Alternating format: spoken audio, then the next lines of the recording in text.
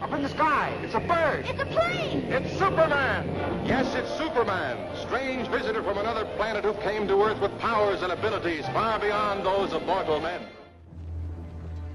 General? Would you care to step outside? Superman! Get him! Come to me, son of Jor-El! Kneel before Zod!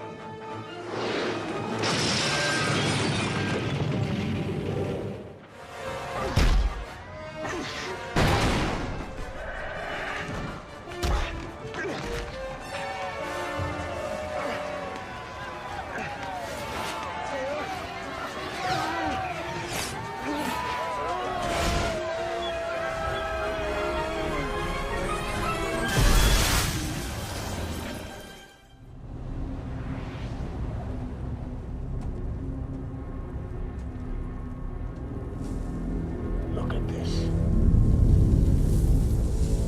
We could have built a new Krypton in this squalor, but you chose the humans over us.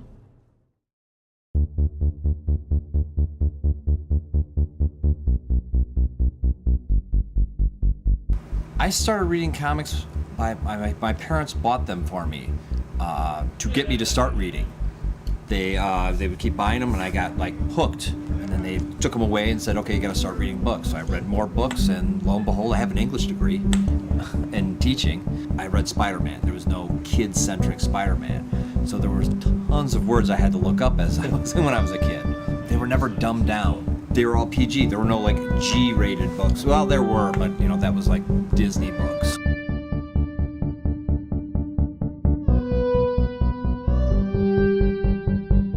My friends and I, we grew up in Queens, in New York, and so we would take a bus to Flushing, New York, where they had comic book stores with old comic books in them. See, this would have been back in 75, 76, and these comics were from 1969.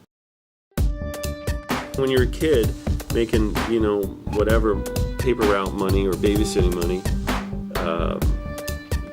there's not a lot of things kids can buy except baseball cards and comic books, really. You mentioned Spawn was the first. Was he your favorite character? Spawn was what got me in. It was just so different from, in some ways, like your Superman or Batman or different things. And at the time, the fact that it was this, you know, seemingly like indie startup company that, you know, that was coming through just really appealed to me back then.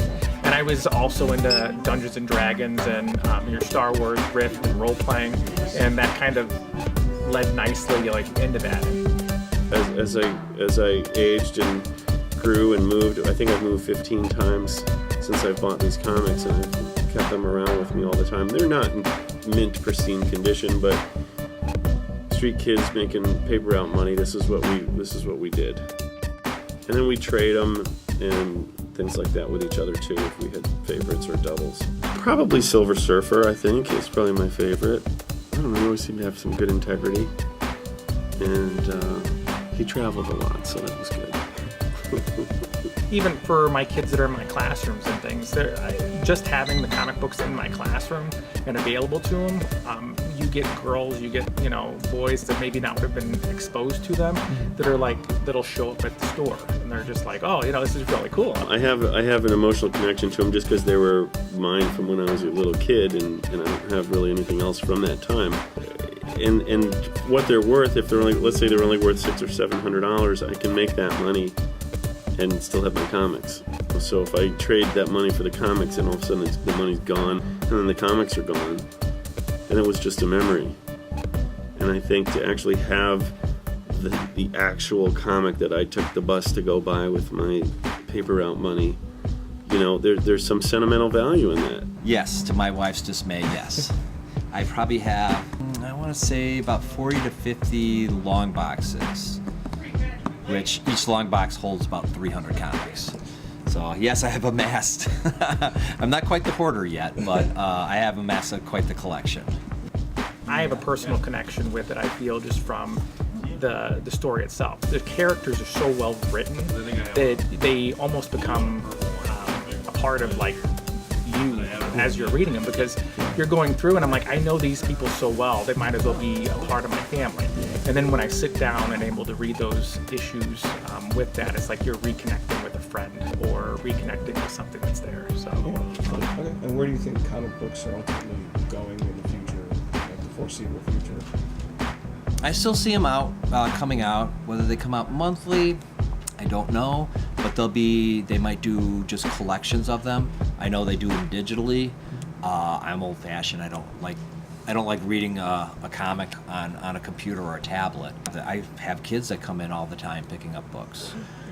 So, but I still see them 10, 20 years. I still see them coming out.